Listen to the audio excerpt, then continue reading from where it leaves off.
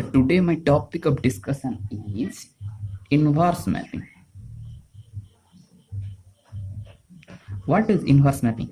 And let a mapping F from A to B be a mapping.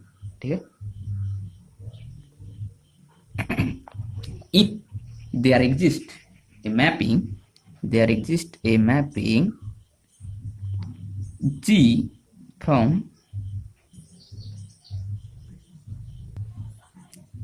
B to A such that G compose F equals to identity of A. Okay, then G is said to be left inverse of. How it is possible? Just elaborate. Again, if there exists another mapping H from B to A such that F compose A is summon identity of B, then H is said to be right inverse of F. So now I explain how it is coming identity of A and how it is coming identity of B. Okay, let us explain. F is a mapping from A to B. That's like F is a mapping from, this is A, this is B, and this is a mapping F from A to B. Okay, and another a mapping G from B to A. So another a mapping from B to A. So how it is coming identity of A? This picture doesn't matter. So G from B to A. So I say that since F compose G, the first precedence of G. So G from B to A, G from B to A, and then F from A to B. So B to A and A to B coming from B to B. So this is F compose G from B to B. So the element is coming from identity of B. Since 2 is an element from B, so the additive inverse of 2 what? Additive inverse is 2 plus minus 2 equals to 0. This is the additive inverse of 2.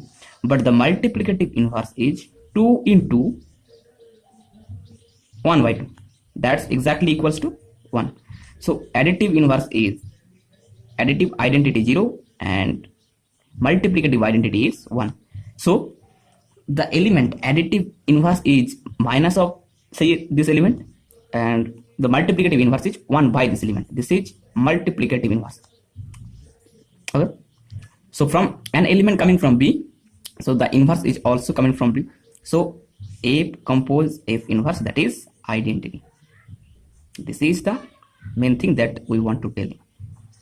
And again another element F inverse, and that's inverse is exactly equals to F. This is also possible in inverse mapping.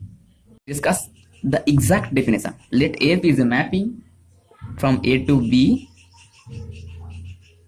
be a mapping, and F is said to be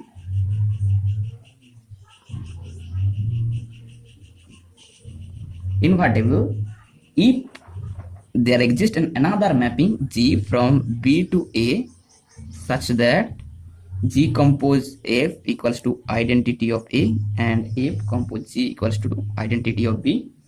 In this case, G is said to be an inverse of F. So now I think, are you all clarify this mapping? So now we discuss as example how this works. Okay, so example, let F is a mapping from real number to real number defined by fx equals to 3x and x belongs to real number R. And another a mapping, since we know that for composition we want two mapping, so there another mapping R2 and define gx equals to x by 3, x belongs to real number. So how is this done? So let then G compose A from where to where? From real number to real number, and another F compose G from where to where? That also real number to real number. And now G compose F x equals to what I say, G of F of x. If you don't see my composition relation video, you can check it my playlist. Okay, G of f of x. What is f of x? F of x equals to 3x. So G of 3 of x, and G of x equal to x by 3. So G of 3x equals to 3x by 3, that is x. And another f compose G of x is exactly equals to f of G of x.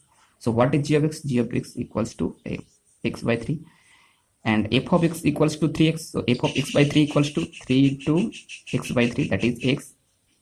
So since two cases they are equal, so here G compose F equals to F compose G equals to identity of R. So G is an inverse of F. Done. Some theorems are related to inverse mapping. We can discuss in this video, but we just say how the theorems are. What is the theorems are? So the theorems are, first theorem is F compose F inverse, that is equals to identity of A, and F inverse compose F, that is equals to identity of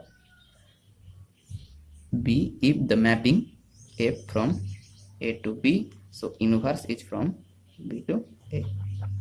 Okay, so theorem 2 is, if a mapping F from A to B is invertible,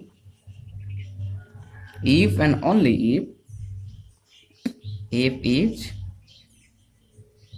bijection. This is another theorem. If F is bijection, another lecture I have said what is bijection. If injective and surjective hold, then F is bijective, and if bijective, then this hold, and when this hold, then F is bijective. Okay. The third proof is, if F from A to B is a bijective mapping, and F inverse from B to A is also bijective, and F inverse of inverse equals to F. If they are possible, then this is done. If there exist or they are hold, then this is done. So the fourth theorem is,